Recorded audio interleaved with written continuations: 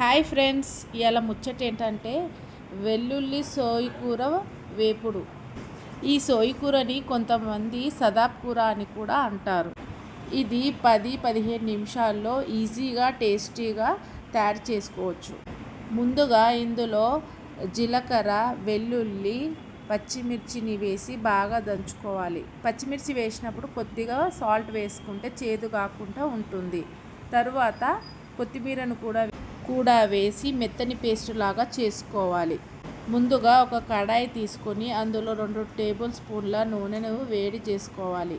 ఆ తర్వాత చిన్న ముక్కలుగా కోసి పెట్టుకున్న ఉల్లిపాయలను కూడా వేయించుకోవాలి.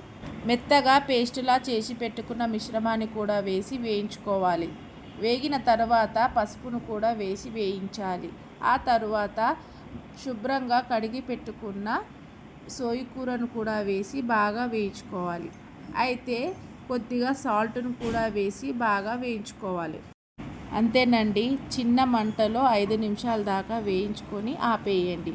అంతేనండి, ఎంతో రుచికరమైన వెల్లుల్లి సోయి కూర వేపుడు తయారైపోయింది. ఇది చపాతీలో, అన్నంలో అన్నిట్లో కూడా బాగుంటుంది. ఒకసారి ట్రై చేసి చూడండి.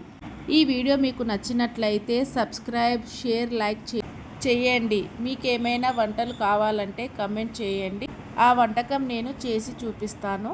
బెల్ ఐకాన్ని నొక్కండి.